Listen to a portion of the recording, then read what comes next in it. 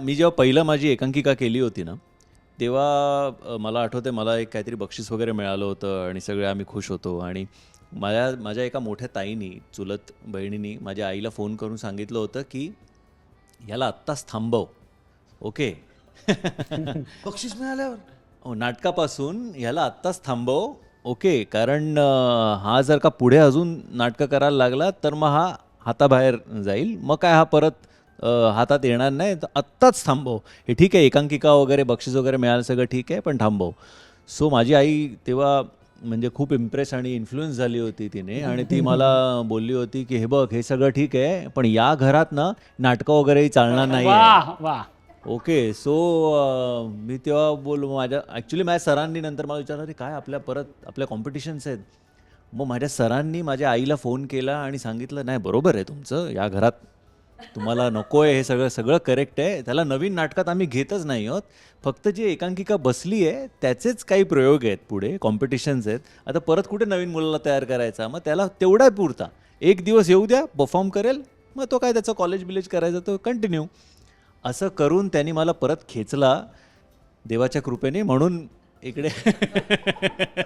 नाही तर माझ्या आईनी मला बँकेत चिकटवायचं फुल प्लॅनिंग केलं होते.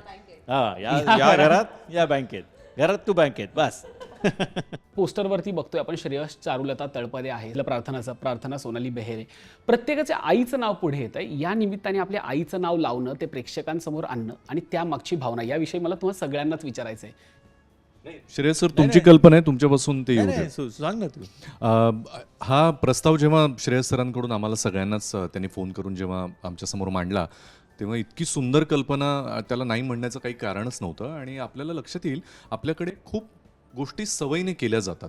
आपण किती नाही म्हणलं तरी पितृसत्ताक अशा वातावरणामध्ये वाढलेलो असतो आणि आपल्याला हीच सवय असते कायम, की आपल्या नावामागे वडिलांचं नाव असतं, कर्तृत्व आईचं असलं अनेकांच्या मागे आणि त्यांचे न दिसणारे कष्ट असले तरीसुद्धा नाव मात्र वडिलांचं लागतं.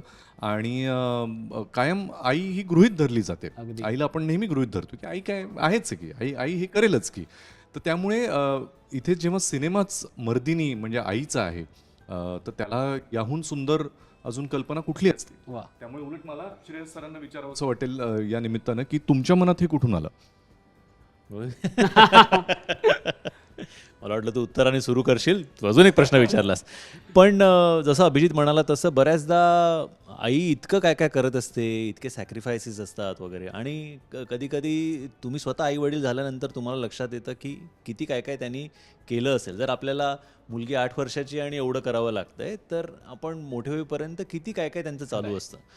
आणि आईला नेहमीच तेवढं मला वाटतं क्रेडिट दिलं जात नाही किंवा आपल्याकडनं असं सांगितलंही जात नाही की आई तू एवढं केलं आहेस ना, खरंच थँक्यू.